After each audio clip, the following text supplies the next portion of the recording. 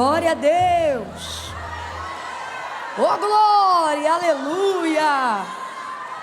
A paz do Senhor Jesus, igreja. Gente, que alegria, né? Glow tem um negócio diferente, né?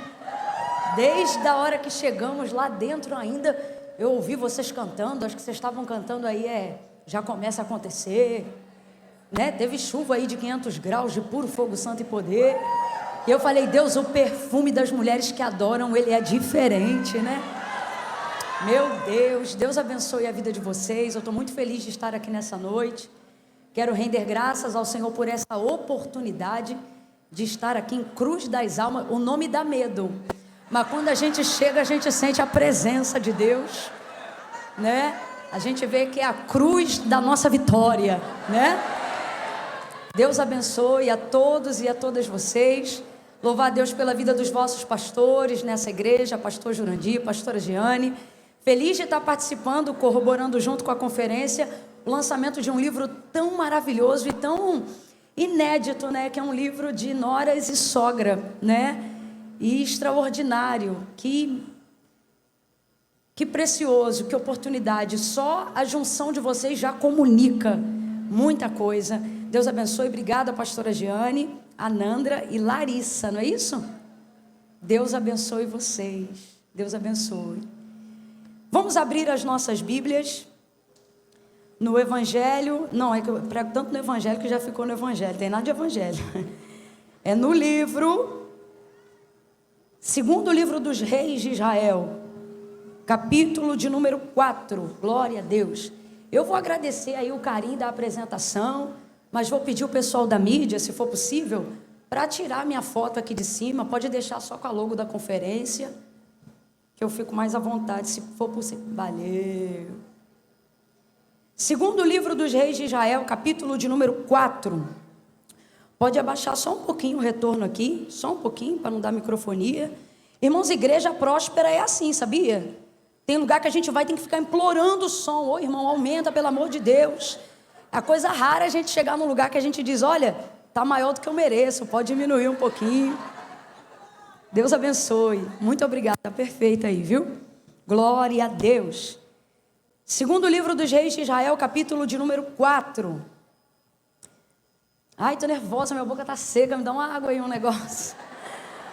Meu Deus, sabe por quê, gente? Tem gente que fica sem graça ou nervoso, tipo, quando tá num culto assim, difícil, vamos dizer assim, aquele culto que você fica tentando procurar Deus, né? Com a mão, com a vida, com a voz e não encontra.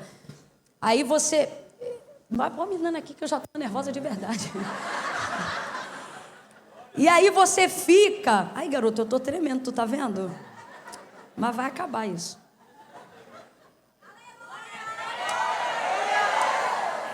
É um pouco de fome também, tá? Porque eu tô lutando para emagrecer, você tá vendo aí, dá uma fome também. Aí, quando o culto assim não tá naquilo que a gente como ser humano considera favorável, porque na verdade só a gente deveria se responsabilizar pelo tipo de culto que a gente oferece para Deus, né? Então quando o culto não tá bom, o problema não é de quem está sendo cultuado, não é isso? A responsabilidade deve ser da gente que cultua, né? Mas falando aqui abertamente, né? Eu não tenho nervoso de culto bom. De culto ruim, perdão. Eu tenho nervoso de culto bom. Por isso que eu estou tremendo. Porque num culto que você tenta caçar Deus, num culto que você tenta, sabe, meu Deus, aonde o Senhor está, e aí fica um eco, está. Como se Deus não estivesse ali, é aterrorizante, né? Aí a gente entra em intercessão, meu Deus, pelo amor de Deus, vem aqui por amor do teu nome mesmo, nem que seja por pena, faz alguma coisa, Senhor, pelo amor de Deus. A gente fica ali orando e intercedendo. Aí num culto como esse, você acredita que eu não tremo, não fico nervosa? Porque num culto como esse eu penso assim, tá tão ruim, que não tem como eu prejudicar. Você pensa assim, não, eu vou orar aqui, alguma coisa de bom, a gente vai conseguir, orando, buscando, o Senhor vai se apiedar de nós. Agora num culto onde você vê Deus, em cada milímetro, um culto onde você sente que você está pisando onde Ele pisou primeiro. Ah, irmão, aí nesse culto eu fico uma vara verde. Porque aí a oração não é Deus me usa, é Deus não me deixa estragar, pelo amor de Deus. Não me deixa atrapalhar, porque é um temor, é uma graça, e é o que eu sinto nessa noite aqui em nosso meio. Oh, meu Deus do céu, o Senhor está conosco nessa noite. Levante aí a sua mão, guarde o seu celular, libere as suas mãos para agradecer alguns segundos pela bondade do Senhor. Diga para Ele: Senhor, eu te rendo graças por poder estar em um lugar onde eu sinto a Tua presença. Eu quero te agradecer, Senhor, pelo privilégio, pela oportunidade de nos reunirmos nesta noite em adoração. E como resposta de que o Senhor tem nos dado graça, favor, para que o Senhor se agrade de nós imploramos, como resposta disso, nos envia a Tua palavra, fala conosco, continua ministrando aos nossos corações, receba a nossa gratidão, a súplica do perdão dos nossos pecados. Estamos aqui para reconhecer que sem Ti nada somos, nada temos, nada podemos. O sapato perde a graça, a roupa perde a beleza, o perfume perde o cheiro, porque Tu és o amado, o desejado e a glória desta casa. Não há nenhum nome que supera o Teu nome, não há nenhuma condição que se compara à alegria de sentir a Tua presença e a Tua glória. Nós Te celebramos, nós Te honramos, nós Te reverenciamos, nós Te agradecemos por esse primeiro dia. É apenas o começo e já declaramos aqui pela fé que coisas maiores do que vemos e ouvimos hoje o Senhor ainda fará. Glorifica, glorifica e exalta o Teu nome nesta lamanchória.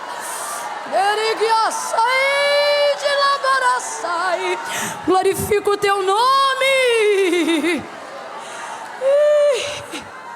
Em nome de Jesus, nós Te amamos. Oh, eu estou tentando parar de orar, mas eu não consigo. Vamos falar palavras de elogio para Ele. Diga palavras bonitas para Ele.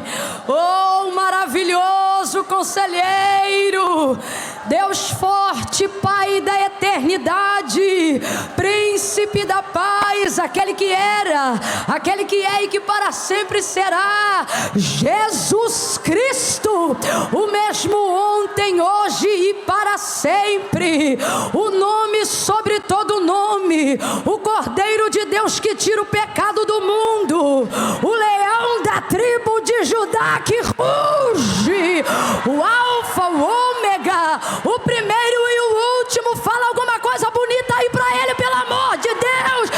Exalte. Santo, santo, santo, santo, justo, digno, raiz de Jessé, lírio dos vales.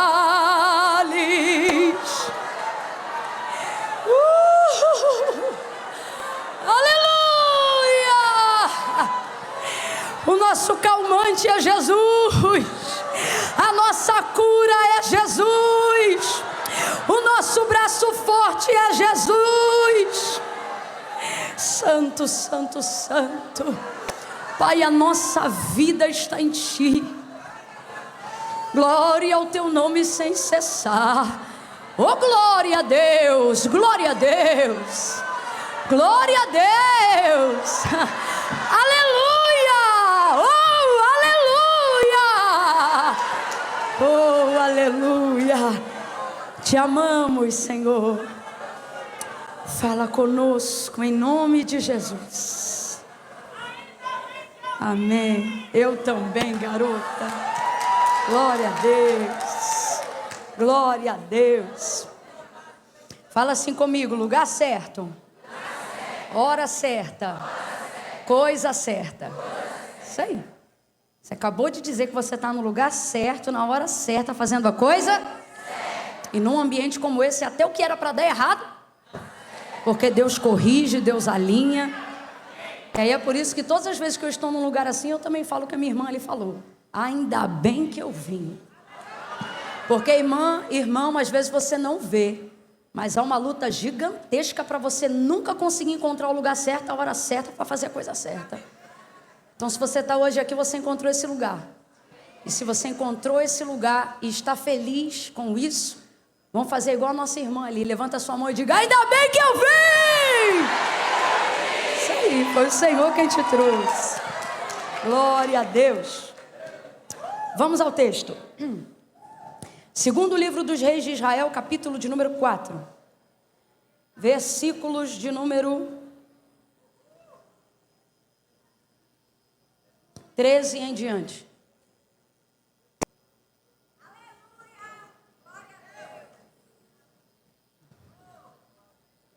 Quem encontrou, diga amém. Amém. Diz assim o texto: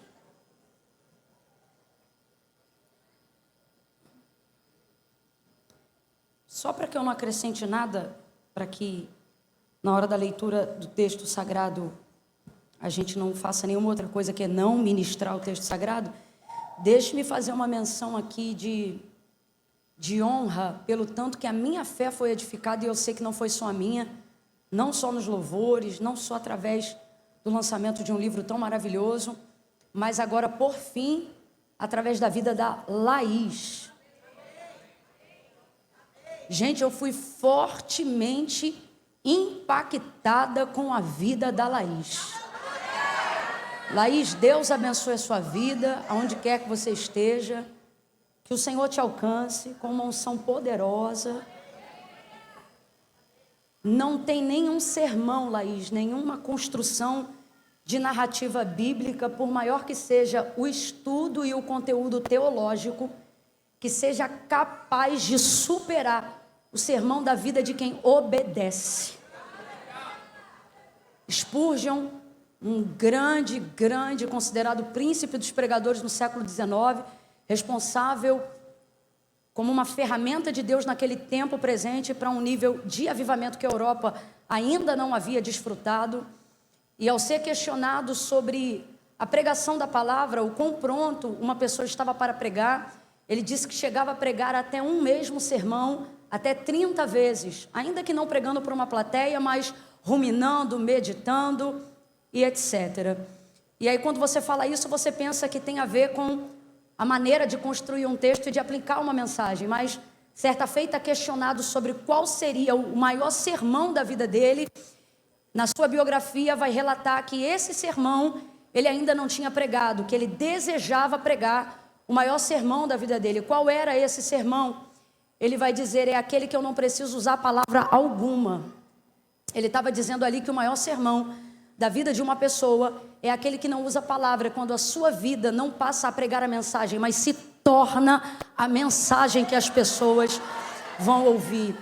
E é isso que nós, como igreja, concordamos em Deus para a sua vida. Eu me sinto como alguém que também, a quem o Senhor abriu a porta e o ministério da palavra, eu me sinto na obrigação profética, na inspiração do Espírito, de ministrar em concordância com a igreja sobre a tua vida, que a mesma porta da palavra se abra na sua vida, não para reproduzir sermões como muitos fazem, mas para continuar fazendo exatamente o que você fez aqui, que o seu testemunho de vida e de obediência se torne maior do que qualquer narrativa verbal, e que essa unção impacte muitas e muitas vidas até o arrebatamento da igreja, amém? Irmãos, que palavra, foi muito profundo. Eu não sei se você pegou aqui, mas eu peguei, menina, aí eu fui e dei a primeira oferta. Eu não vigiei. Eu dei a primeira, mas ela continuou. Eu falei: meu Deus, eu vou dar outra. Porque a palavra de Deus, né? Eu não vigiei, brincadeira, é ao contrário, era muito ligada, né? Porque diante de um contexto profético, você precisa selar aquilo imediatamente. Deus abençoe. Grande pregadora. Deus abençoe. Deus abençoe. A quem honra, honra. Ah, Camila, eu não gostei, mas você não conhece ela, é por isso que eu estou honrando. Né? A intimidade, ela tende a macular a honra em alguns momentos. E aí, às vezes, Deus realmente, né? Mas eu amei que na hora que eu falei o nome dela, a igreja celebrou. Então, eu acho que o povo aqui ama muito a Laís, né? Aí eu me lembro que eu virei para a pastora enquanto ela ministrava, e eu disse assim: pastora, qual é o nome dela? Aí ela, Laís Machado, eu falei, rapaz, eis que o machado está posto à raiz. Porque a bicha é bruta, irmão. E tu viu na elegância. Pá. Rapaz, coisa linda, Deus é mesmo. Volta pro texto, que é a glória de Deus, vambora. Segundo livro dos reis de Israel, capítulo de número 4, versículo 13 em diante. Quem achou, diga amém. Amém. Disse Eliseu a Geazi, diga-lhe assim, vou ler aqui com vocês, que aí todo mundo vem na mesma versão. Eliseu mandou Geazi dizer-lhe, você teve todo este trabalho por nossa causa, o que podemos fazer por você? Quer que eu interceda em seu favor ao rei ou ao comandante do exército? E ela respondeu, estou bem, vivendo no meio da minha própria gente. Mais tarde, Eliseu perguntou a Geazi, o que se pode fazer por ela? E ele respondeu, bem, ela não tem filhos e o marido é idoso. Então, Eliseu mandou chamá-la. Geazi a chamou, ela veio até a porta e ele disse, por volta desta época, em outras versões vai dizer assim, ó, neste tempo determinado. Isso significa, no contexto profético, literalmente cabo de 1 ano. É isso que significa, olha, entre a palavra que eu estou liberando agora até o cumprimento físico, material dela, não vai passar o período de 1 ano até que ela se cumpra. É isso que significa.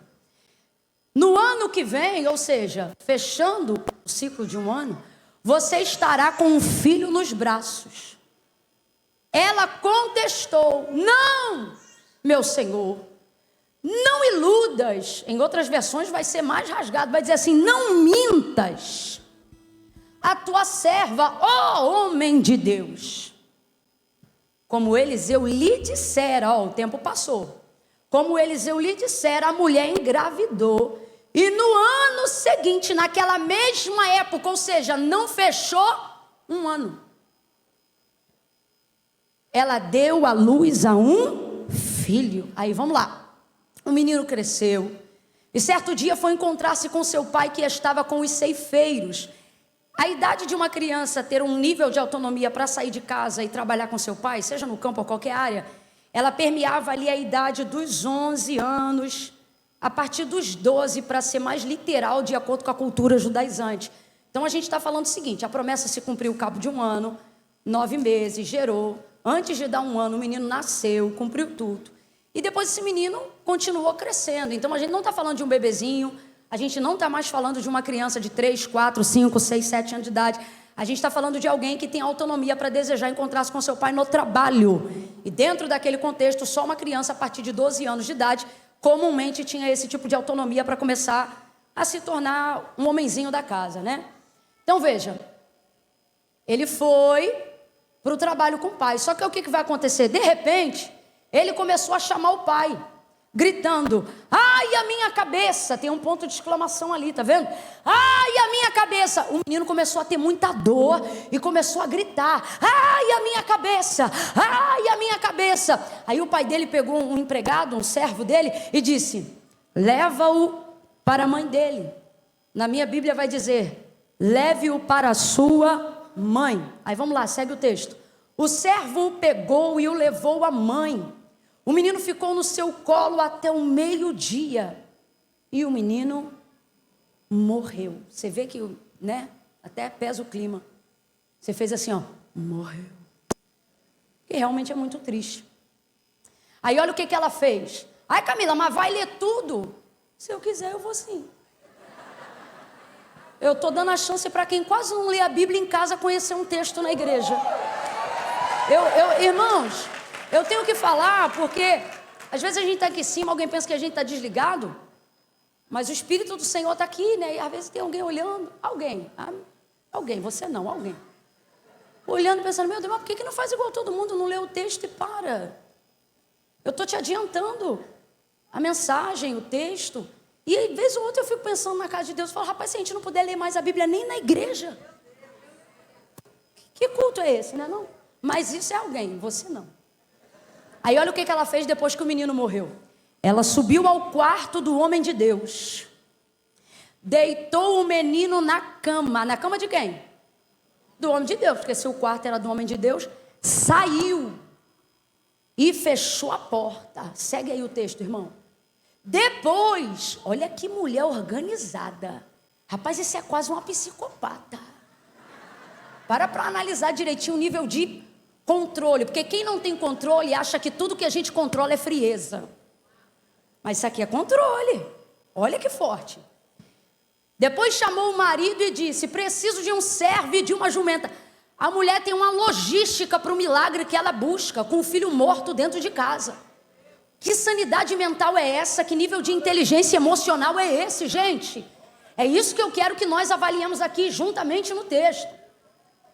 Depois chamou o marido e disse: preciso de um servo e de uma jumenta, ou seja, um animal de força, para ir falar com o homem de Deus. Quem é o homem de Deus? Eliseu. Vou e volto logo. Gente, ela me assusta, irmão. Ou controle. É porque você já conhece, a maioria aqui conhece o final da história e sabe que Eliseu ressuscitou esse menino. Mas eu quero que você entre no contexto de quem não sabe o que vem depois. É o contexto dela. O menino morreu. Aí ele, o marido, perguntou: mas por que você vai encontrá-lo hoje? Não é festa da lua nova nem sábado, ou seja, não é dia de culto. Não é dia oficial de você encontrar, de consulta, de nada. Aí ela: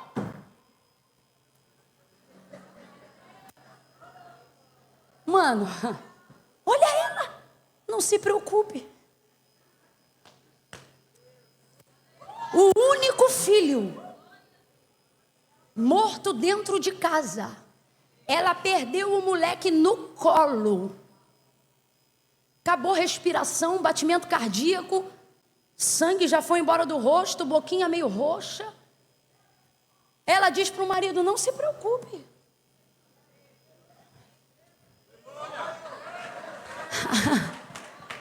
Ai, eu quero continuar o texto, mas eu estou vendo em letras garrafais Deus dizendo: diga a ela, não se preocupe.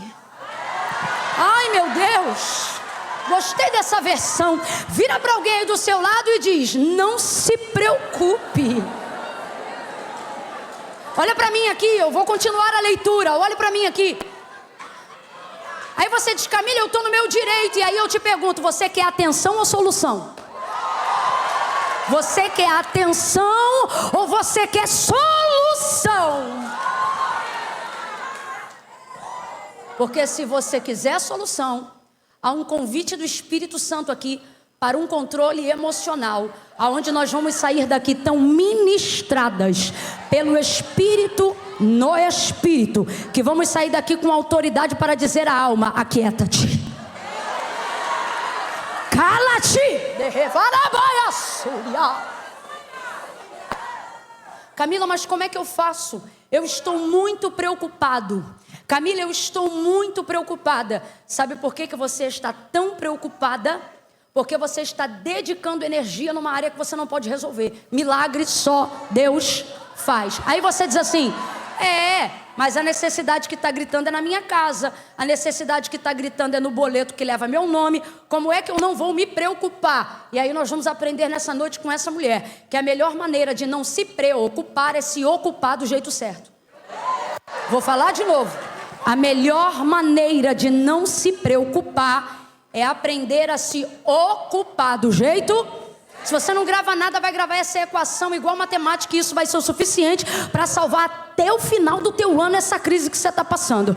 Camila, como é que eu faço para tirar a energia, a entrega da minha vida numa área que eu me preocupo e não consigo resolver? Você vai sair daqui hoje se ocupando com aquilo que você pode resolver, e isso vai tirar de você toda a preocupação, toda a ansiedade que tem interferido na sua oração, todo nível de consequência depressiva, por você estar dedicando tempo de oração, energia e fazendo campanha até por questões das quais Deus não queria que você estivesse intrometida nelas.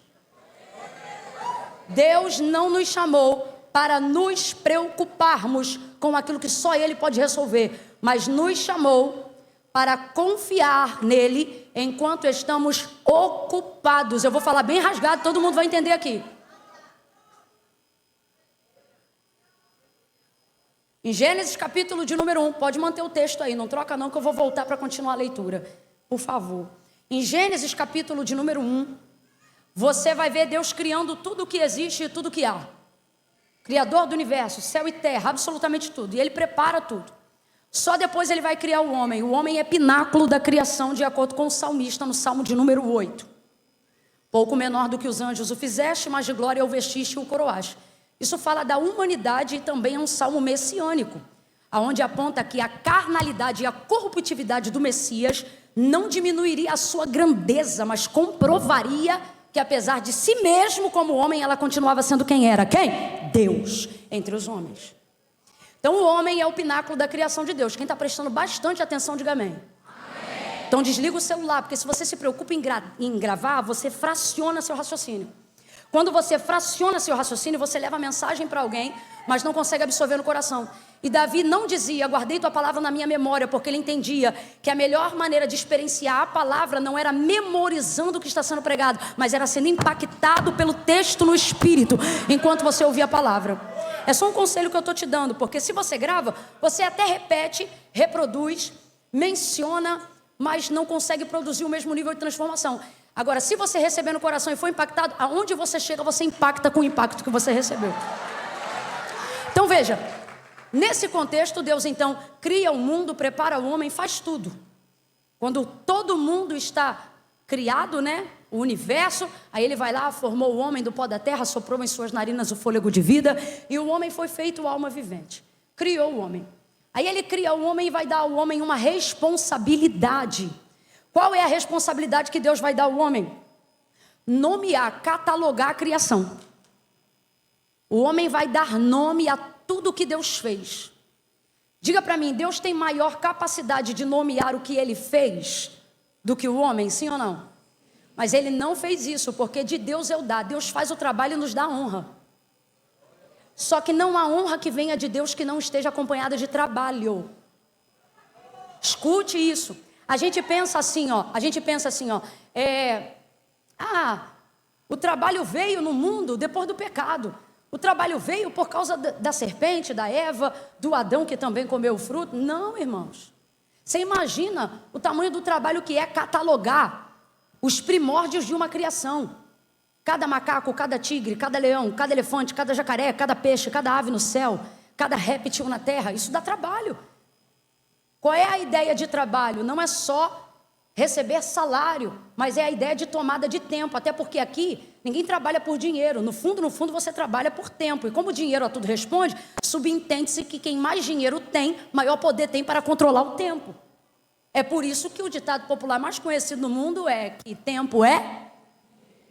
Então, na verdade, isso tem a ver com o nosso senso de responsabilidade, de entrega, de propósito. Então, a gente tem que corrigir as coisas no texto, porque detalhes que a gente deixa fugir quebram princípios poderosos em nós.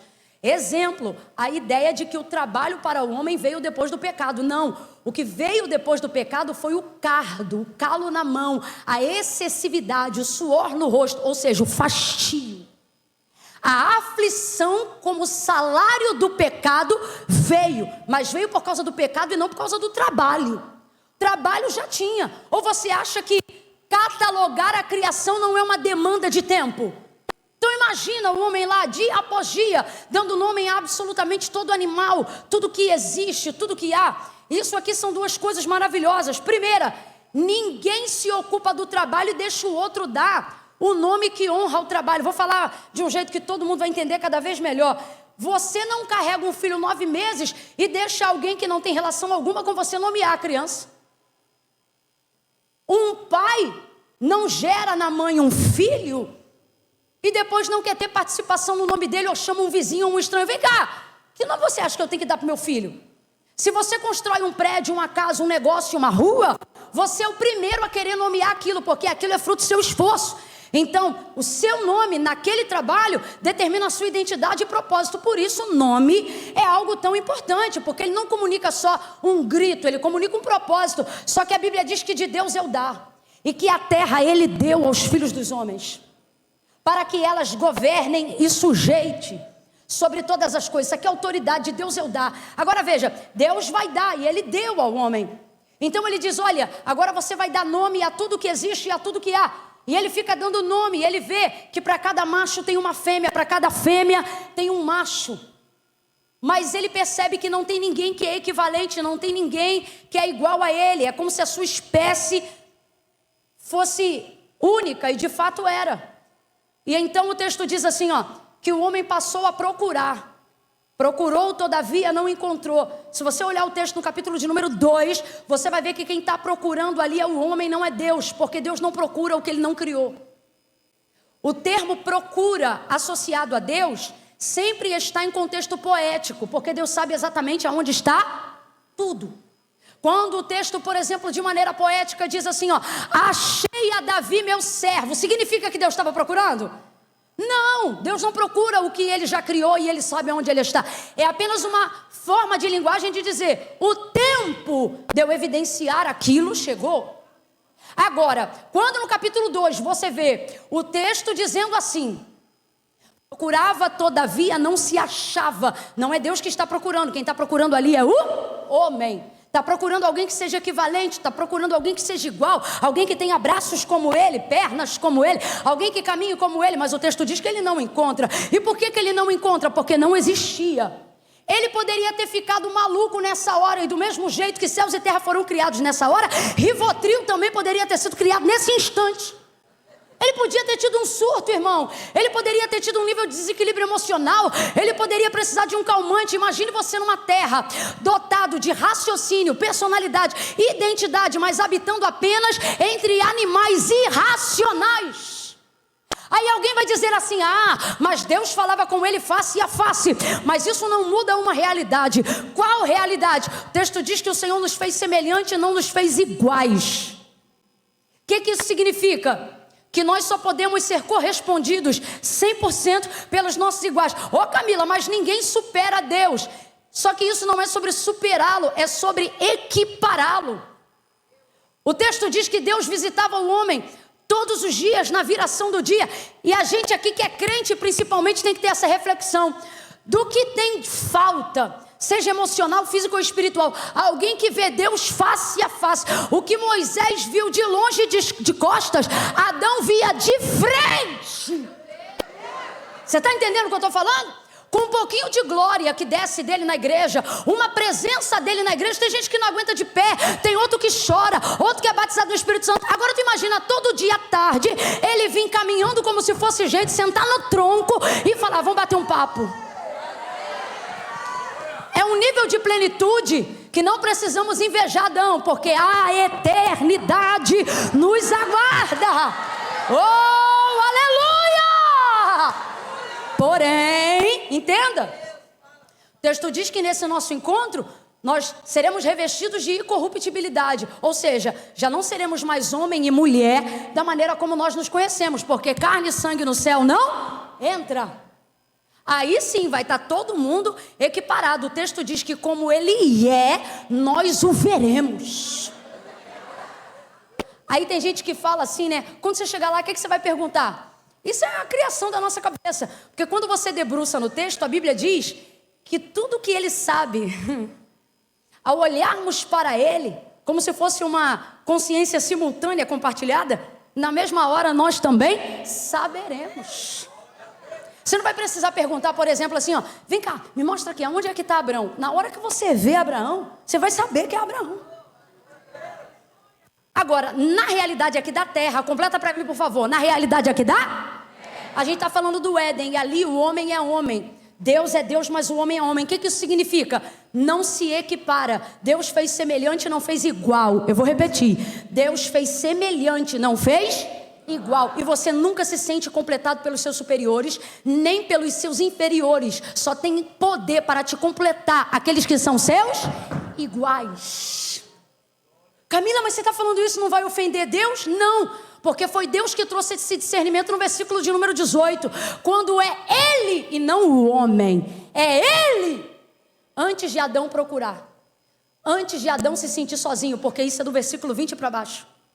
No verso 18 ainda, o texto vai dizer assim: e disse o Senhor Deus, não é bom que o homem esteja.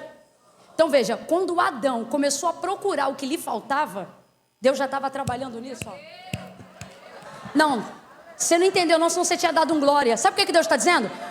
Toda vez que você descobrir um problema, saiba que eu já estou trabalhando na solução dele, ó, muito antes de você ter consciência da gravidade do seu caso. Aí Deus falou, não é bom que ele esteja só, Deus vai trabalhar nessa situação. Só que, enquanto ele procura, Deus já tem a solução. Aí o que Deus vai fazer? Deus vai ocupar ele. O que a gente tem que fazer na hora da crise? Diante de problemas que dependem de uma intervenção divina e de um milagre, gente, precisamos ocupar-nos com aquilo que podemos fazer.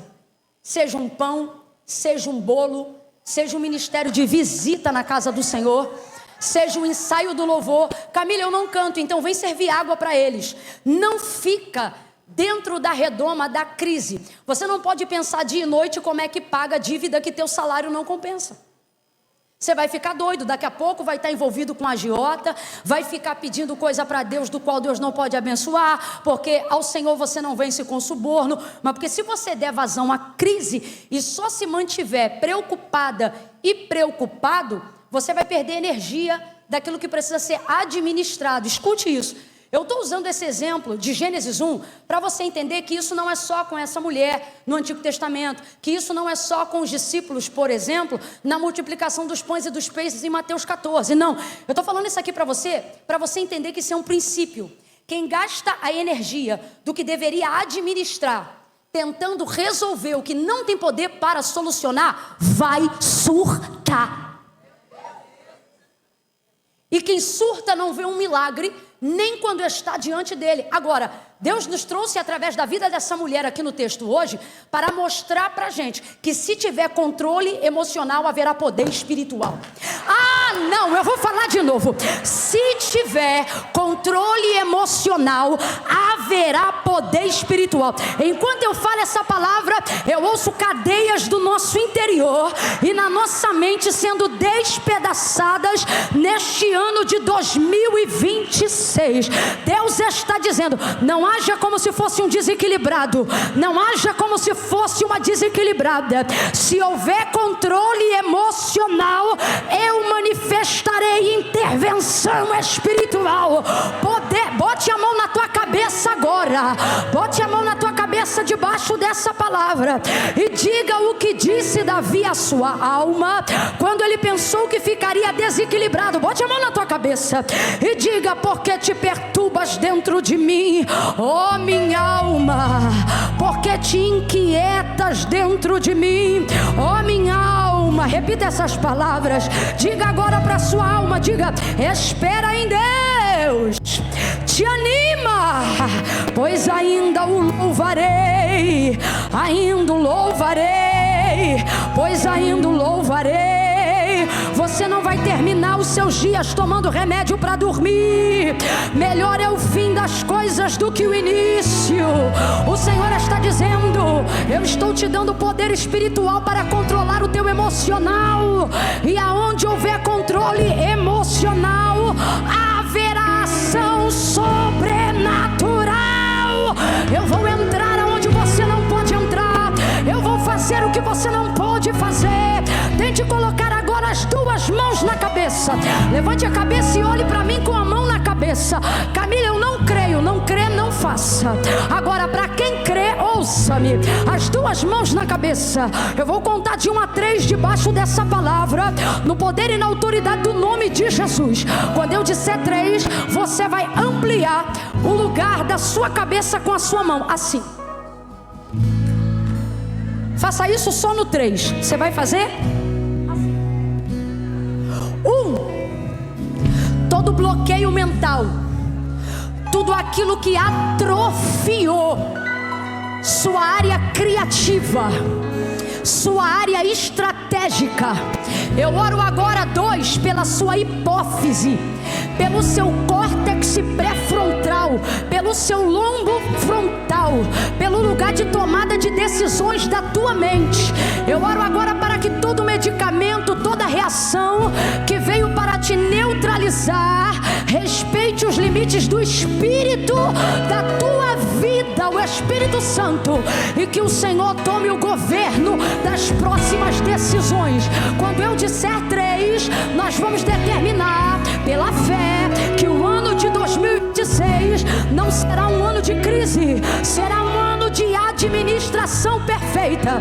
Quando eu disser 3, eu declaro a ampliação do seu entendimento e o governo de Deus sobre a sua mente. 3, abra os braços. Deus está expandindo.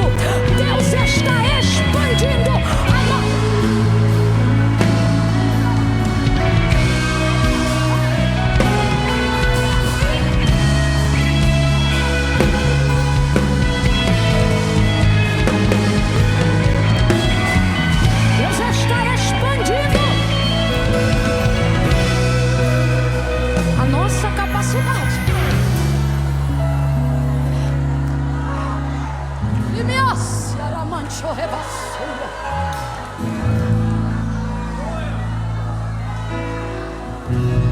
Quem é cativo. Quem é refém de sensações, de emoções, de arrepio, tem a mente desse tamanho. É manipulado pelo primeiro discurso. É paralisado pela primeira circunstância adversa. Com todo respeito, nem todo choro é quebrantamento. A maioria é vulnerabilidade emocional. Camila, como é que você sabe disso? Pelo mesmo jeito que você. Às vezes, num momento como esse, se estivermos na emoção e não no espírito, choramos, pulamos, festejamos, celebramos, cremos. Hoje é que dia da semana? Me responda então, por que isso geralmente não se sustenta nem 3 dias depois do culto? Por que depois voltamos a duvidar, a tremer, a preocupar, a se aborrecer e a perder a forma de conduta comportamental que alguém guiado pelo Espírito deveria ter? Por que não conseguimos dar continuidade ao que dizemos que recebemos aqui? Porque não recebemos no Espírito, recebemos na alma. Cultos almáticos, liturgias emocionais. Por isso eu disse até aos rapazes, eu falei para eles, olha, os primeiros 15, 20 minutos eu preciso de silêncio absoluto. Porque eu estou esforçada na tentativa de fazer você compreender qual é o raciocínio, o norte, o rumo, sem que você receba nenhum tipo de estímulo. Para que você realmente se esforce na sua massa cinzenta, na sua capacidade cognitiva, na sua rigidez cognitiva e quebre resistências pessoais enquanto a palavra é pregada pura e simplesmente pela palavra. Aí ele disse, não, então é o tempo da gente ir ali beber uma água e tal. Eu falei, mas você volta em nome de Jesus. E graças a Deus eles voltaram e estão seguindo à risca aquilo que a gente combinou. Porque a gente compreende. Agora, eu posso destituir a sua alma desse culto? Não posso. Porque eu vou te explicar como é que funciona a tricotomia do nosso ser. Espírito, alma e corpo. Como é que funciona? Espírito, alma. Vamos, abra a boca didático, isso é bom para você, diga. Espírito, alma e corpo. Na palavra de Deus está disposta essa ordem, exatamente dessa maneira. Espírito, alma e corpo. É uma ordem mesmo de escala de prioridades. Quem vem primeiro? Depois. Por último.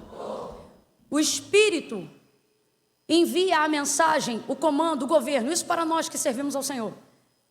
A alma reage ao comando do Espírito. E quando ela sente,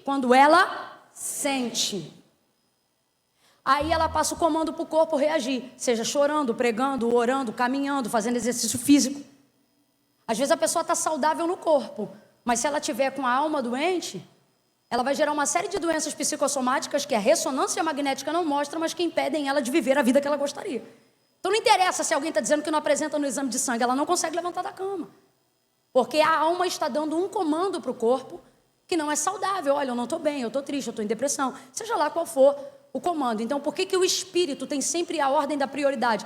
Porque a carne é fraca. O que isso significa? Ela é egoísta. Ela só milita em prol de si mesma. Meu irmão, a carne quer maratonar a série, ficar no sofá e acreditar que dias melhores virão. Estou mentindo? Só eu que passo por crises existenciais? A carne, ela acredita que procrastinar é melhor, que isso vai se resolver sozinho, e não resolve. A gente vai somando dias após dias e vai se sentindo pior, a ponto de não conseguir mais executar tarefas simples, como passar uma roupa, passar uma maquiagem, lavar um banheiro, ajeitar uma casa. Isso vai gerando um sentimento de culpa pesado, não é? Tem uma galera fazendo uma cara de brisa, tipo assim, não posso dar na pinta, não posso deixar parecer que é comigo o que ela está falando agora. A carne é assim. Aí Salomão, acerca da carne, falando aqui da tricotomia do ser, e a gente vai voltar para o texto ali, está tudo linkado. Você vai ver Salomão ensinando assim, ó. Se o seu espírito estiver de pé, ele animará todo o seu corpo. Aí por isso você vai entender por que o apóstolo Paulo diz que a carne é fraca, mas o espírito é forte. O espírito, ele dá conta dele, da alma e do corpo. O que o apóstolo está ensinando para a gente? O que Paulo está dizendo para a gente? Dê o comando de tomada de decisões ao espírito. Ele vai orientar a alma, e a alma vai dar o comando certo para o corpo, e você vai levantar. É o que ele está dizendo. Agora, olha o que ele diz sobre a carne. Ele diz assim, sobre a alma, ele diz assim: porém, se você estiver abatido no espírito, aí esse espírito aqui tem uma outra palavra para falar dele, porque não é do mesmo espírito que nós estamos pregando aqui, é da animosidade da alma, e eu estou explicando para você que é o que ele quer dizer, é a alma. Aí ele diz assim, ó, mas se essa responsabilidade estiver com a alma, ele diz assim, ó, se o teu espírito estiver caído, quem, pois, o animará? Sabe o que ele está dizendo? Se você tiver comando do espírito, ele levanta você. Mas se o controle da tua vida estiver na sua alma, você vai ficar caído. Ninguém vai te levantar, sabe por quê? Porque alma só sente, alma só reage. Por isso Jó, no auge da sua dor, não vai dizer eu sinto. Porque enquanto ele dizia eu sinto, sabe o que ele dizia? Quando o microfone da vida de Jó estava na mão da alma, ele dizia: maldito seja o dia em que disseram a minha mãe, deu à luz a um varão. Jó nunca maldisse contra Deus, mas amaldiçoou os dias do seu nascimento, porque ele compreendia que alguém que estava vivendo o que ele estava vivendo seria muito mais feliz se jamais tivesse nascido. Só que o temor do Senhor na vida dele também não permitia com que ele desse cabo de si mesmo. Então ele se sentia prisioneiro de um corpo, cheio de verme, fedendo em vida. Então ele viveu um inferno na terra. E aí dentro desse contexto, ele vai falar muita coisa ruim sobre si mesmo, a ponto de amaldiçoar o dia do seu nascimento. Até que, em dado momento, o microfone sai da mão da alma e vai para a mão do espírito. É no espírito que está a conversão. É no espírito que está a consciência quando está lúcida e não emocionada. É no espírito. E no espírito você não reage ao que você sente, você profetiza o que você sabe. Fé não é como eu me comporto emocionalmente diante das circunstâncias. É como eu continuo profetizando independente das circunstâncias.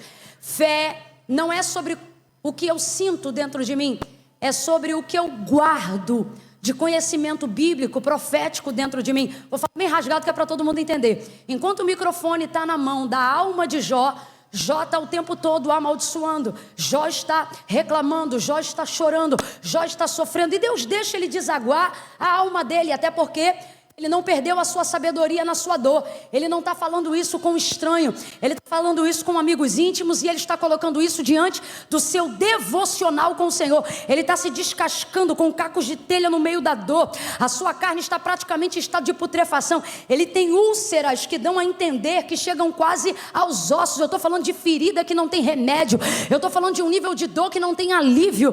Mas ele não está falando isso na internet, ele não está falando isso no Facebook, ele está deixando a alma desaguar, mas ele está desaguando no lugar certo. Ele não faz um grupo e fala isso dentro do grupo, não. E Deus deixa, só que chega uma hora que Deus libera uma palavra e Deus fala com ele. E é uma palavra dura, rapaz. Você tem noção, quando o Senhor se manifesta para Jó, depois de todas as suas perguntas e crises, olha como é que Deus vai se manifestar. Ele chega no meio de um redemoinho de vento, pensa num furacão. Imagina que tu já está numa luta e Deus podia chegar com uma voz mansa e delicada, mas ele chega no meio de um furacão.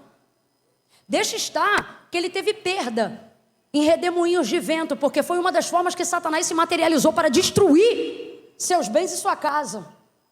Aí agora vem Deus num vento, e o texto diz que ele vem no formato de um redemoinho, é para turbar o cara mesmo. Aí você pensa que Deus, depois de ouvir tudo que ele reclamou, falou, e depois de saber que ele está sofrendo tudo que sofreu, você pensa que Deus vai chegar para ele e vai dizer: meu filho, tenha calma, paciência, isto vai passar. Parece coerente, mas essa é a nossa forma emocional de lidar com os problemas. Deus não lida com problemas, Deus lida com a cura. Quem lida com problemas somos nós. Aí escute, Deus vai chegar para Jó. Olha como é que Deus chega para falar com ele: cinge teus lombos como homem e eu falarei contigo. Mano, para pensar. O cara está fragilizado, vulnerável, perdeu o filho. Eu não estou falando de gente que está pagando o mínimo da fatura do cartão para não perder o crédito, não. Estou falando de dor e de luta que não pode ser recuperada. Cinge teus lombos como homem e eu falarei contigo. Agora vem para o populacho que eu vou te falar o que isso significa. Tu pensa que é homem para falar comigo? Aí ele continua e ele diz assim: Jó, se tu és sábio e entendido, me diga, aonde tu estavas quando eu lançava os fundamentos sobre a terra? Ah, tu és justo, né? Tu és bom, tu és sábio. Rapaz, Deus esmaga o cara. Olha isso aqui. Aí Deus diz assim para ele: se tu és sábio, responda para mim, como é que se formam os ossos no ventre da mulher? Naquela hora, sabe o que Deus está dizendo para Jó? Deus está dizendo assim: rapaz, eu não preciso de um motivo para provar ninguém. É porque ele não fala, mas para nós entendermos, era como se o Senhor dissesse assim: Jó, que motivo o soberano tem para ter que se justificar de por que ele prova alguém? Do Senhor é a terra, a sua plenitude, o mundo e aqueles que nele habitam. O que Deus está dizendo é: eu faço o que quero, do jeito que quero, justifico se quero, e se não quero, não falo. Rapaz, esmagou o cara. Só que ele era fiel. E quando você é fiel, você até deixa a alma sentir, mas não deixa ela tomar as decisões. Você sabia que crente que quer pecar não ora, porque ele sabe que se orar ele não consegue fazer o que queria. Eu soube esses dias de um conhecido, que ele é um grande produtor musical, e quando os cantores chegam lá para poder gravar, o pessoal vai dizer assim: vamos fazer uma oração? Ele diz: eu não vou orar. E aí as pessoas ficam assustadas e dizem: ué, por que você não vai orar? Ele diz: não, porque se orar Deus vai falar. E dependendo do que é, ele não quer que fale, porque vai que Deus fala que não vai dar certo, que não é para fazer o contrato, que não é para aquele. E ele não quer, ele quer fazer, ele quer crescer, ele quer produzir.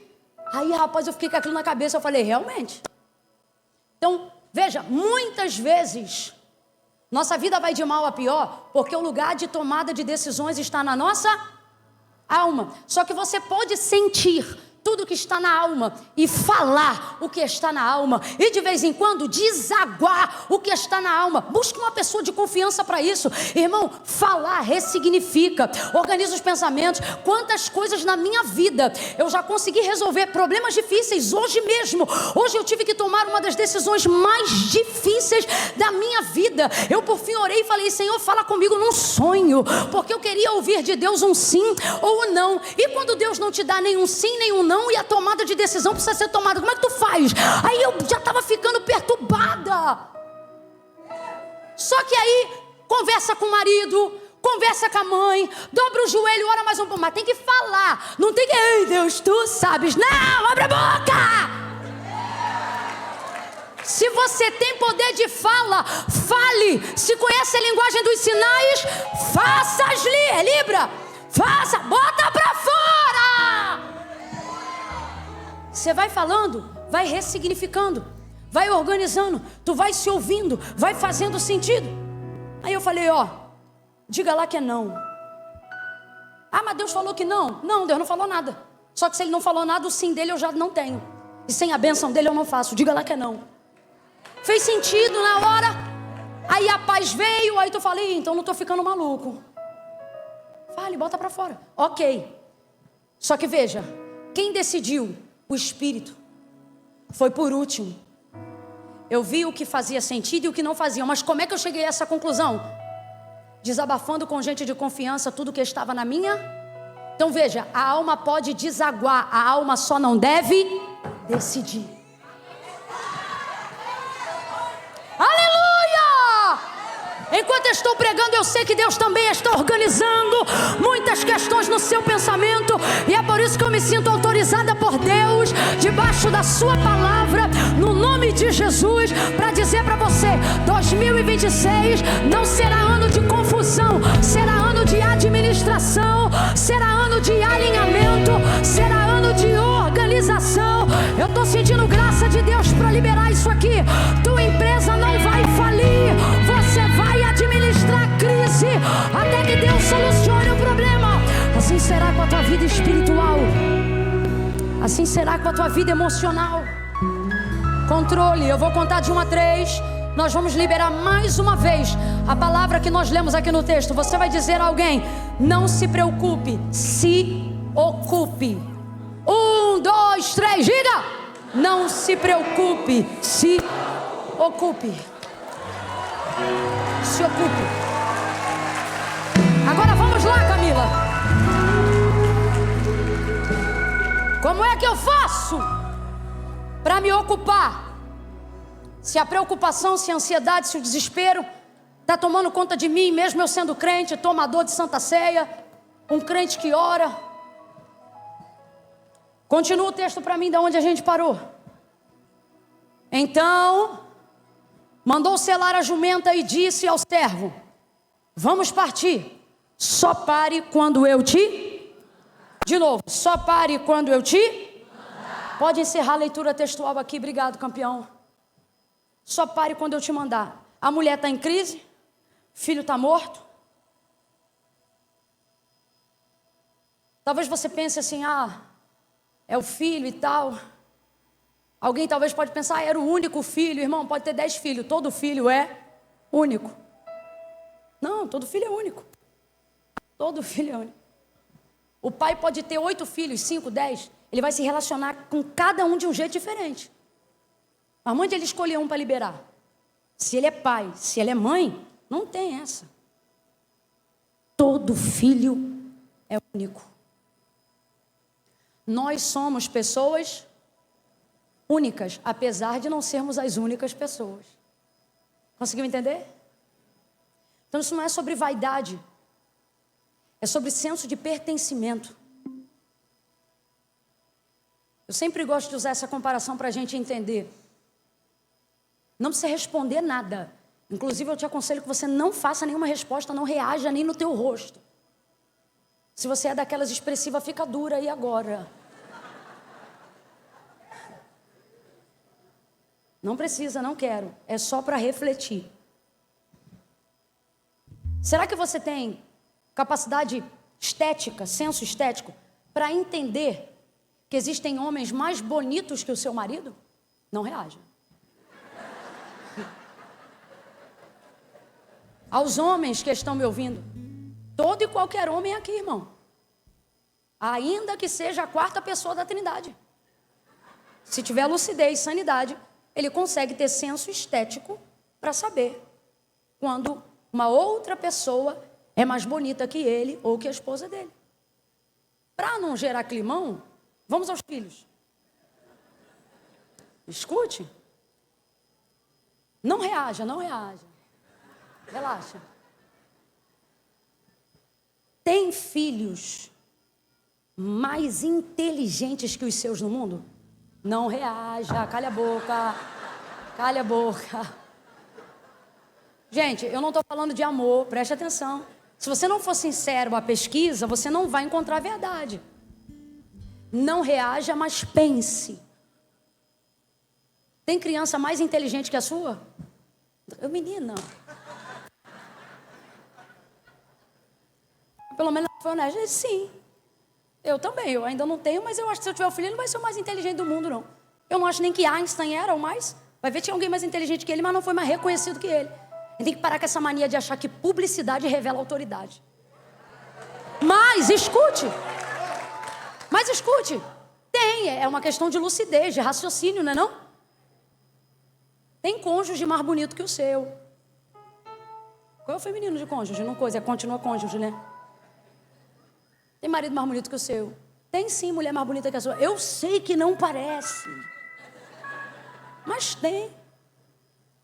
Tem. Agora, se você tem uma história com essa pessoa, se você ama essa pessoa, e aí nessa hora eu gosto de pegar mais pro lado dos filhos. Pense num menino. Agora sim, pode manifestar. Seu filho tira nota baixa? Não? Aí, tá vendo? Dela já não tira, a gente pode trocar com quem tira. Vamos lá. Seu filho é perfeito? Seu filho faz malcriação? Eita. Ou seja, ele tem defeitos, ele é imperfeito, às vezes ele é malcriado.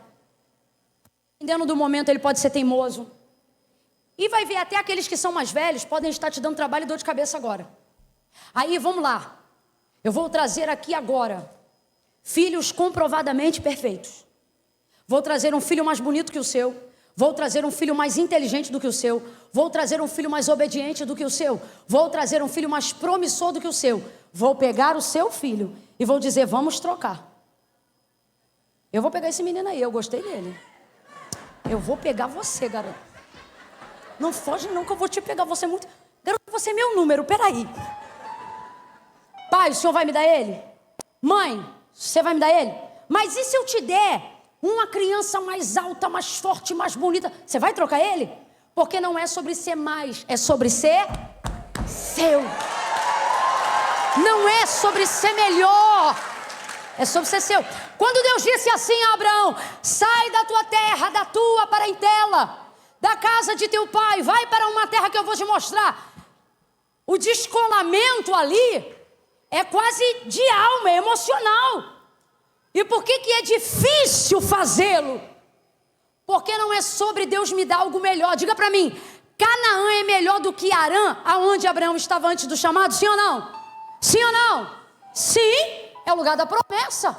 Só que o problema de me desvencilhar dessas coisas na vida não é sobre elas serem melhores, é sobre eu saber que elas ainda não são minhas. É isso que torna seu marido importante, sua esposa importante, seus filhos importantes. Ai, mas aquele teu marido já está todo barrigudo, mas é minha barriga. É o meu jeito, ele é meu número. Eu já conheço o tamanho do metro cúbico do cangote dele. O meu nariz entra entre a orelha e o pescoço do jeito certo. Eu não quero sentir outro cheiro. Cada um aqui com seus apelidos, com seu jeitinho. Meu urso, meu leão, minha tigresa, minha leoa, meu gambá brasileiro. É seu? É sobre ser? Volte aí para a mulher e você vai entender. É dela. Então isso envolve alma. Então, além de tudo isso, se essa mulher perde esse filho, o marido já era avançado em idade. Ela não tem direito nem legalidade sobre nenhum patrimônio e bem do marido. Então ela se torna, com a morte do filho, uma mãe que perdeu o filho, e se torna, com a morte do marido, uma viúva sem herança. E mulheres nessa condição vão parar na rua. Ela perde o direito até da sua propriedade, da sua casa que ajudou a construir com seu marido. Então eu quero que você entenda que além de tudo isso que eu fiz questão de gastar tempo para te explicar, para falar sobre comprometimento, envolvimento, alma, amor e etc. Além de tudo isso, naquela configuração de cultura, ela se torna uma mulher desprezada pela família do marido, pela própria família e pela sociedade. Ela fica uma mulher sozinha e desamparada. Então entenda por que quando Eliseu aparece para ela e diz assim, no tempo determinado tu conceberás e darás à luz a um filho. Quando ela diz, não, meu senhor, homem de Deus, não mintas a tua serva. Sabe o que ela está dizendo? Não mexa mais com os meus sonhos. Agora, olha que interessante. Ela diz, não, meu senhor, homem de Deus, não mintas a tua serva. Aí eu te pergunto, como é que pode um homem de Deus ser mentiroso? Ela reconhece que ele é homem de Deus, mas acha que ele está... Aí agora eu vou te perguntar, pode um homem de Deus ser mentiroso? Não. Mas pode um mentiroso dizer que é homem de Deus? Você ouviu ela dizer, eu estou bem, eu habito no meio do meu povo. Ela é a maior servidora no meio da sua gente. A comunidade da sociedade reside na sede da casa dela. É ela quem recebe, na cultura do israelita, a hospedagem é a forma mais importante de honrar o estrangeiro. Ela faz questão de, em Samaria, ou melhor, em Sunem, perdão, ser essa mulher. Então, quando ele deseja abençoá-la, ela diz, eu estou no meio do meu povo. Quando ele não se conforma em não abençoá-la, aí ele vai lá e libera uma palavra que vai mudar o futuro e o destino da vida dela. Agora, Camila, ela já desejava ter filho? Já desejava. O que ela não desejava mais eram profecias vazias em cima de uma ferida aberta. Entenda uma coisa, todo desejo que você tiver que ainda não for suprido, será vizinho de uma dor não resolvida. Dor e desejo andam juntos.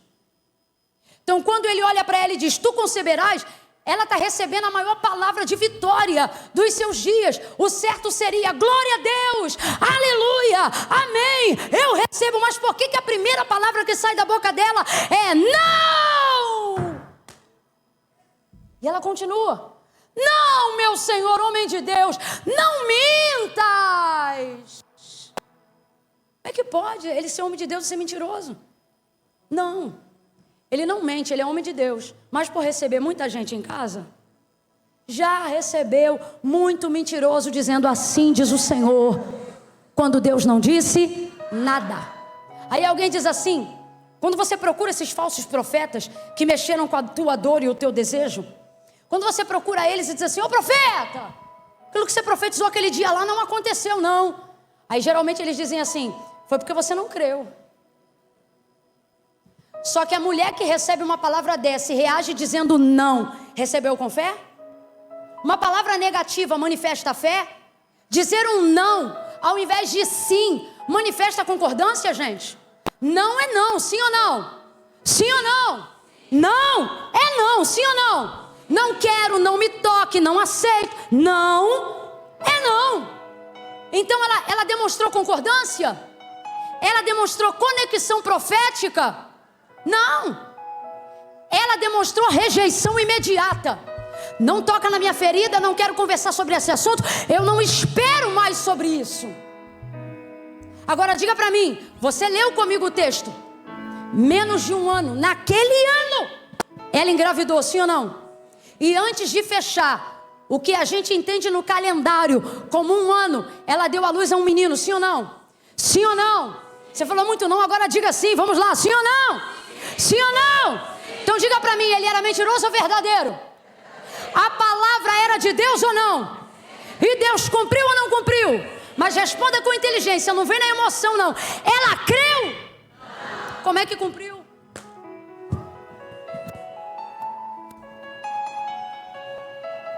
Então significa assim, que se o meu desejo for só meu, eu preciso da minha fé para convencer Deus. Agora, se a profecia vem de Deus, aonde estão aqueles que ainda creem que Ele é o dono do querer e do efetuar? Se a profecia vem de Deus, Deus não precisa da minha ajuda, Deus não precisa do meu empréstimo no banco, Deus não precisa do meu jeitinho. Aquela palavra veio de Deus. Aí dá vontade de ir na casa dos falsos profetas, bater na porta deles e dizer, ô profeta, a mulher não creu, mas o outro profeta lá que profetizou, cumpriu na vida dele. E aí, como é que cumpriu? Aí a gente tem que pregar a verdade nessa noite e dizer, é porque aqui, Eliseu não está contando com a fé dela, para que o milagre seja feito. Sabe por quê? Dependendo de quem entrega a palavra, ou seja, se é um homem ou uma mulher comprometida com Deus, Deus não conta com a fé de quem recebe, Deus conta com a autoridade de quem entrega o recado. Deus conta com o poder de quem libera a palavra. Nós estamos de posse da palavra, e eu estou liberando a palavra. Não é em meu nome, é pela palavra, a inerrante palavra. Céus e terra foram criados pelo poder da palavra. a dizer: eu vou te dar controle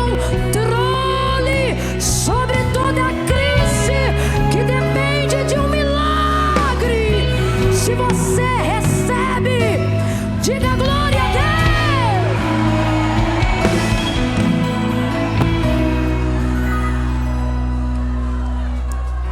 Pare de contar com o estímulo das pessoas, com a fé dos seus irmãos. Eu vou falar para você uma coisa que parece um pouco arrogante, mas diante de Deus, Deus conhece meu coração, não é não. É a mais pura verdade, embrutecida como pedra que não foi lapidada. É a mais pura verdade. Você acha que uma pessoa, por exemplo, que ministra a palavra, ela pode ir por aí nos cultos contando com o ambiente da igreja? Imagina que você é um pregador, um cantor, e você subentende-se que deve ser um portador do ambiente da glória de Deus. Imagine que não é só um dia da semana que você faz isso, mas é 2, 3 e às vezes mais de uma vez por dia. Como é que você vai andar confiando na expectativa dos espectadores? Não pode, né? Você tem que ter algo, uma reserva, um contato, uma intimidade com Deus, para que independente do ambiente que você entrar, você seja capaz de produzir de modo independente, autônomo, não de Deus, das pessoas, o ambiente do qual você acredita, sim ou não? É isso aqui a vida de Eliseu, e essa tem que ser a nossa vida. Não interessa o ambiente que você entra, a atmosfera espiritual que você frequenta, você precisa carregar uma palavra tão forte que nenhum contexto, nem emocional, nem espiritual, devem ter o poder de corroer e de abalar as certezas de uma palavra que Deus liberou para a tua vida. Senão você não vai aguentar, você vai surtar. E acredite você ou não, Deus só me deu um tópico para essa mensagem, o restante é só embasamento e eu encerro aqui. Deus mandou eu pregar essa palavra, porque Ele disse: olha, o ano de 2026, pelo sistema do mundo, é caos. E caos tende a trazer desorientação. Não fique pensando a você que a desorientação só vai corresponder às matérias dos jornais, às colunas sociais ou à rede social. Não, toda essa desorientação, em efeito dominó e camada, chega no nosso consciente, na nossa mente, na nossa alma, no nosso coração. A gente fica desorientado. E aí Deus me trouxe aqui nessa noite, no primeiro dia do Glow, de abertura, para dizer: diga ao meu povo, sobre eles há uma palavra e eles não vão surtar. Oh meu Deus, me ajuda a entregar, porque isso aqui que eu estou falando agora é sim uma mensagem profética. Seja um porta-voz das boas novas. Olhe para quem está ao seu lado e diga para essa pessoa: você não vai surtar. Você não vai surtar. Você não vai ficar desequilibrado, não vai ficar desequilibrada, não vai ficar. O Espírito do Senhor, eu estou sentindo a graça de Deus para falar isso. Abra sua boca comigo e diga: Espírito do Senhor, Espírito do Senhor, porque o Espírito do Senhor está sobre mim e Ele me ungiu. Não é para pregar caos, é para pregar boas novas aos quebrantados, trazer alegria aos contritos. Eu ministro sobre a tua cabeça óleo de alegria, vestes louvor ao invés de espírito angustiado, coroa ao invés de cinza, ornamentos ao invés de pobreza, de falência. O mundo vai trazer caos, mas os que estiverem em Cristo não vão entrar em crise.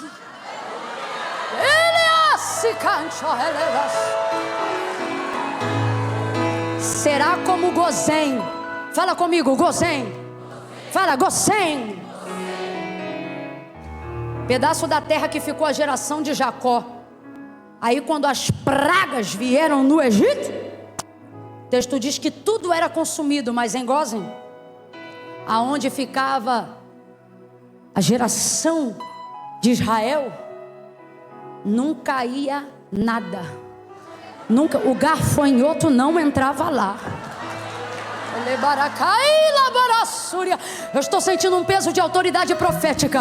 O que prego agora não prego só para a Igreja Batista em Cruz das Almas, prego para a nação brasileira, prego para a Igreja Universal. Eu prego para onde houver um crente que acredita na palavra e que acredita que o Verbo vive e fez carne e habitou entre os homens. Aonde houver um homem e uma mulher que fez do Senhor Jesus Cristo o seu Salvador, a crise, o caos não vão falar à igreja que estiver em Cristo. Vestes de louvor ao invés de espírito angustiado.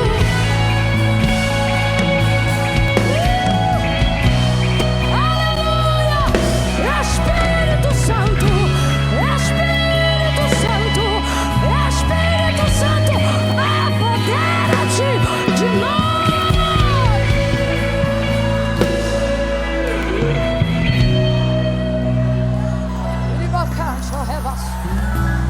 Oh, sinta Ele, sinta Ele, sinta a sua presença. Quem é este que até o vento e o mar lhe obedece?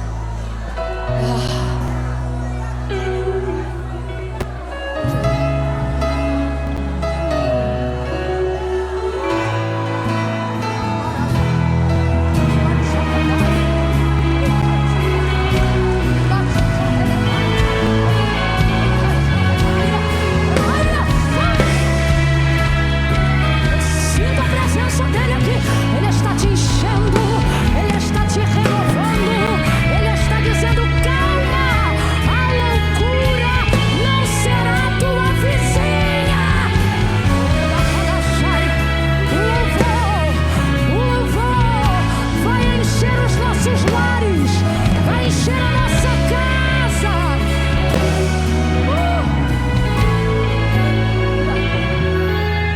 Ah, Jesus.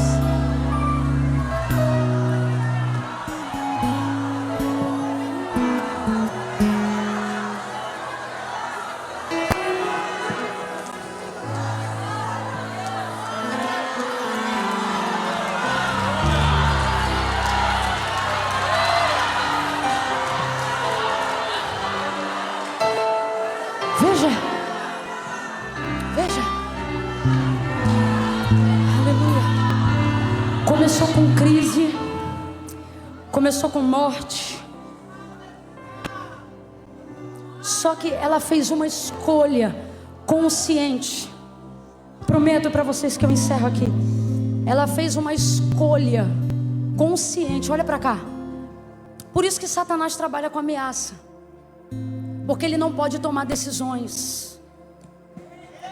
Eu vou falar bem devagar e eu quero que você raciocine o que eu estou falando.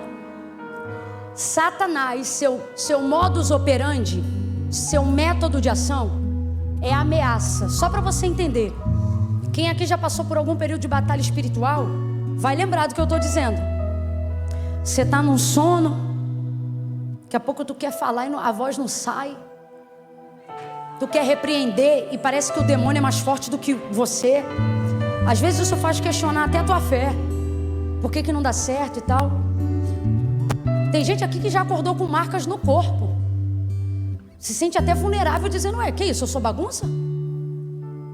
Eu acho que Jesus deve ter na sua humanidade pensado também um pouco assim, quando o texto diz em Lucas 4 que Satanás o tomava e o levava para o pináculo, para o deserto. Não era ele que queria ir não. O texto diz que Satanás. Agora você vê, Jesus passou por isso. Você acha que eu e você é alecrim dourado? É o tempo da vulnerabilidade, da batalha, sabe? E aí em momentos de batalha espiritual, a gente tem essa sensação de que somos tão fracos, de que não vamos conseguir. Só que a gente nunca se faz uma pergunta, porque na hora a gente está tão perturbado. Eu me lembro certa feita, deu num momento desse de batalha espiritual, ter essa sensação de que ele ia me matar mesmo fisicamente. Só que isso era toda noite ao longo de 1 ano quase. Irmãos, eu perdi saúde física. Não foi fácil. Não foi fácil. Só que depois que tudo passou e Deus me deu vitória, eu parei para pensar assim, como é que alguém há 1 ano está te acessando, te oprimindo, que vai te matar, mas não mata, que vai te destruir, mas não destrói, que vai te sepultar, mas não sepulta. Pode até te deixar, mas por que não consegue executar? E o Senhor disse para mim, porque quem tem autorização não pede. Então qual é a situação de Satanás? A palavra do Senhor, ela é muito clara. Ela diz o seguinte, que aquele que é de Deus, o maligno não toca. Não está dizendo que você não vai sentir a pressão do mundo espiritual.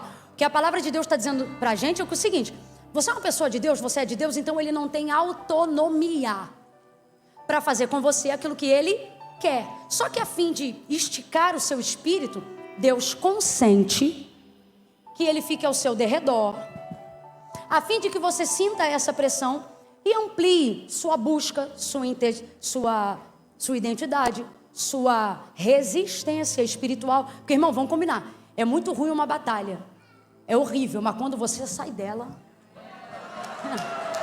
acontece um negócio que parece até, é assim, ó, quando tu tá na batalha, é ele que vai na tua casa. Quando tu sai da batalha, ele quer perder o endereço de onde tu vai. É impressionante.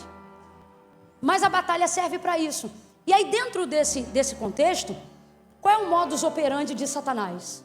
Dos demônios e até das pessoas. Porque tem gente, né, irmão, que a gente não sabe, né? Tem gente que o diabo fica admirado. Porque eu não estou defendendo não, ele é um desgraçado.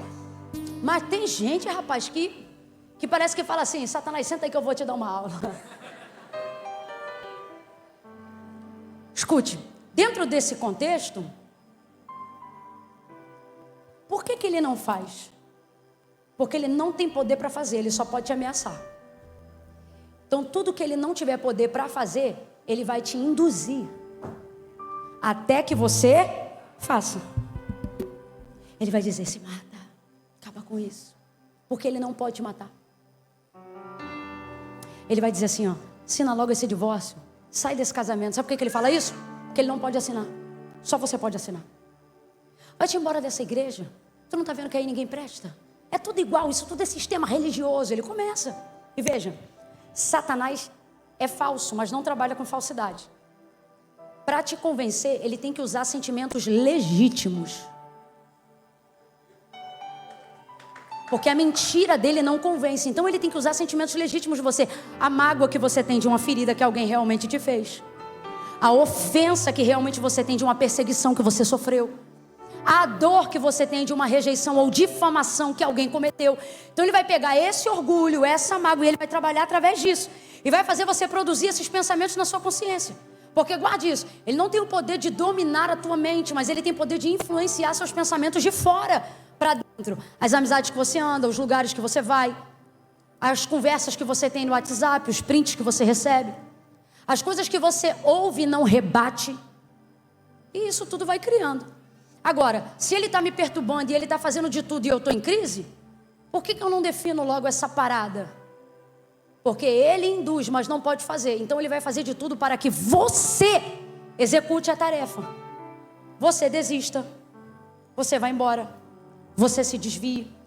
Agora, eu não estou falando isso para te enfraquecer. Eu estou falando isso para mostrar quanto poder tem em você. Olha para mim aqui, gente. Se ele pudesse, ele já tinha te matado. E por que não matou? Porque tudo que ele pode é te ameaçar.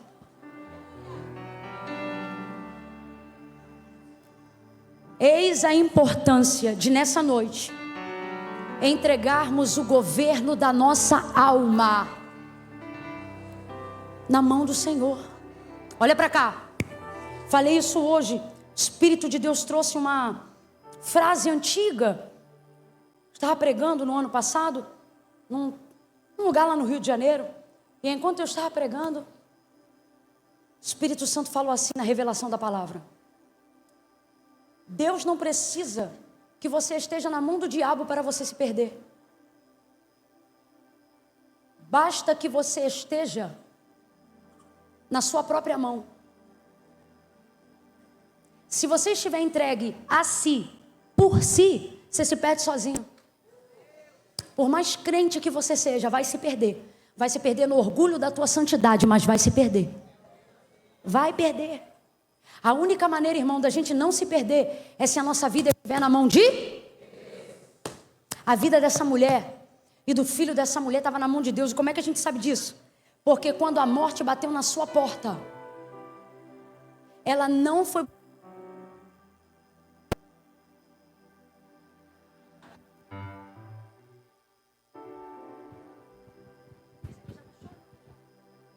Obrigada, glória a Deus. Ela não foi procurar a funerária. Ela não foi procurar as carpideiras, que eram as mulheres que deviam chorar os mortos das outras. Ela não foi procurar a coroa de flores. Estou trazendo para a nossa cultura. Ela foi procurar a maior referência que ela tem de relação com Deus.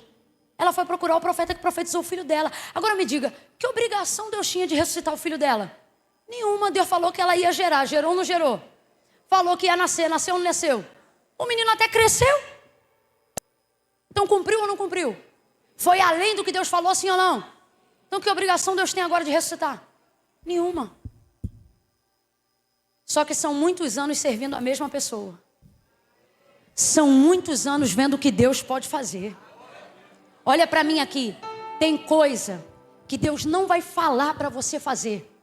Mas pelo tempo de relacionamento que você tem com Deus, já era para você entender que Ele faz essas coisas das quais você precisa. Mano, isso aqui é lindo demais. Ela sai de casa, ela desce a escada. Aí eu já imagino descendo a escada uma mulher toda durinha.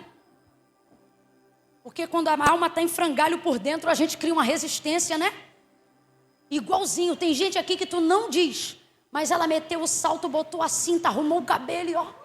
Eu vou pro glow. E Satanás lixando a unha na calçada. Essa infeliz, eu não consigo. E ela, glória a Deus, pois vencerei. Glória, e vai embora. Isso é literalmente eu confundi o inimigo, né? O WhatsApp tá aí subindo. O morto tá lá em casa mandando pra tu o WhatsApp dizendo, não vai embora não? Tá aí desde cedo. E ela aqui, ó, 500 graus de puro fogo santo. Rapaz, essa mulher é de um controle. E é por isso que eu identifico muito dela em você. A crise está em casa, o morto está em casa, mas eu vou buscar poder de Deus. Eu vou buscar o que eu ouvi sobre esse Deus. Ela sai de casa. Aí ela pega o moço, o marido fala, tá tudo bem? Aqui ela. Tá tudo bem. Agora responda para mim, tava tudo bem? Só que isso aqui é ela dizendo, não vale a pena compartilhar com quem não pode resolver. E é aqui que eu deixo essa palavra para você. Tudo que Deus não te der poder imediato para resolver, Ele vai te dar graça para administrar até que Ele resolva. Ela sai de casa e diz assim pro rapaz, prepara a jumenta. Ela sabia onde Eliseu estava. E não tinha WhatsApp não, irmão. Ela sabia porque conhecia a vida do profeta. Isso aqui é relação verdadeira. Prepara a jumenta. Olha o que ela diz pro moço. Guia. O que é isso? Você vai dirigir. Imagina que é um carro. Você vai dirigir. Agora, qualquer mulher sabia guiar uma jumenta. Só que a emoção dela não está bem. Você não tem que dirigir seu carro quando você não está bem. Mas isso não pode te impedir de chegar no destino. Liga para quem dirige e fala, dirige. Olha que isso aqui, escuta isso aqui. Aí ela diz para ele, ó, guia, anda e não para, senão quando eu te disser. Olha isso, imagine que é um carro. A mão que está no volante, ou seja, o condutor, é o servo, mas o comando ainda é dela. Deus está dizendo aqui, eu vou lhe falar isso com muito temor. No desespero de uma crise, o desesperado ou faz sozinho ou pede ajuda para a pessoa errada. Mas uma pessoa em Cristo aceita ajuda sem perder o comando. Pare de entregar uma procuração da sua vida para alguém só porque essa pessoa está calma. Deus me manda dizer a alguém hoje aqui: vigia com o compartilhamento de informações da sua vida pessoal. Tem gente que só está calmo, mas é mais perturbado do que o tanto que o diabo te perturba. Veja, o guia está na mão do servo, mas o comando da direção está na mão dela. O que isso significa? Eu vou aceitar a sua ajuda, desde que ela esteja dentro dos meus termos. O que isso significa? Se eu disser vira para a direita, você vai virar para a direita. Se eu falar vira para a esquerda, você vai virar para a esquerda. Porque eu não estou em condições de pilotar, mas ainda estou em condições de dirigir. Camila, eu não entendi. A minha emoção pode estar em frangalho, mas eu não perdi a direção do Espírito de Deus na minha vida. Eu sei aonde eu vou chegar, e eu sei por que caminhos o Senhor vai me conduzir. E eu não vou aceitar suborno para perder o controle da minha vida. Eu vou falar rasgado que é para todo mundo entender. Pare de, em troca de uma ajuda temporária, você entrega o controle permanente da sua vida para alguém. Não é porque te emprestou dinheiro que tem que te dizer aonde vai investir.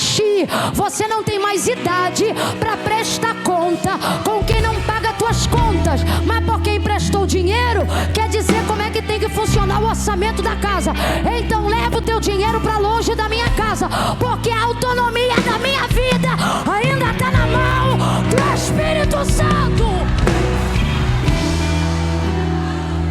Quanta liberdade de Deus sendo perdida por causa de uma carona. Pessoa te ajuda um tempo, ou te ajuda no momento de vulnerabilidade, acha que tem a patente para dar as diretrizes da tua vida. Você está ali conversando com outro adulto, compartilhando uma crise. Ah, você pode me ajudar? Ah, eu posso te ajudar. Aí te ajuda, mas também depois que te ajuda, quer te ensinar como é que educa teus filhos? Quer dizer aonde você tem que morar? E você fica refém. Ai, porque eu ainda estou pagando a prestação do carro que ele tirou para mim. Ai, meu irmão, pô, leve o carro. Ok? Leve a roupa que tu me emprestou. Tá? E outra, as parcelas que ainda faltam, eu vou pagar porque não sou irresponsável. Mas a minha vida não está na mão de quem me ajuda. Está na mão do Senhor Jesus. Pare de ser refém permanente só porque alguém te ajudou temporariamente. Ah, Camila, isso é ingratidão. Não, não é ingratidão, eu sou grata, mas eu não sou escravo da sua honra. Não sou escravo do seu empréstimo. A jumenta é minha, o filho é meu, e a direção vai ser a que Deus me deu. Vai ser a que Deus me deu. Vai ser a que Deus me deu. O dinheiro é seu, mas o negócio é meu. O empréstimo é seu, mas a revelação do que eu vou fazer com o dinheiro é problema meu. Vai querer me emprestar nessas condições? Me empresta. Não vai? Não quero. Não perca a autonomia da sua vida.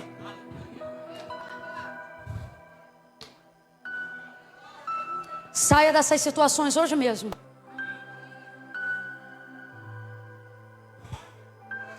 Se é servo de Deus, não é servo do homem. E se for servir os homens, sirva aos homens de Deus. Os homens que servem a Deus. E eles vão ter o mesmo entendimento que você. Porque quem é do Espírito discerne. Guia, anda e não para. Senão, quando eu te disser.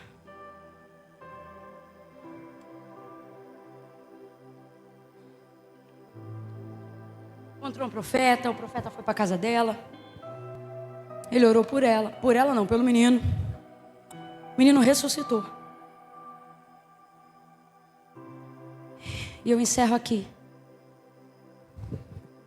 Você quer a atenção ou você quer a solução? Porque se você quer atenção, faz disso um reality show.